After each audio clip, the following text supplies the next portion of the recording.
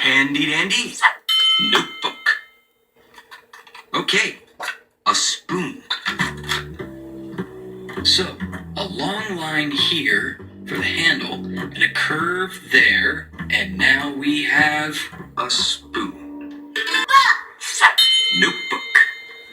Okay, a bowl. Looks like, well, there's a circle at the top, and a curve here, and over here. And we have a bowl. So, notebook. Okay, we need to write down these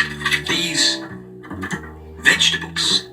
So, a carrot with the green stuff on top, and a potato with eyes, and a celery stick with some lines,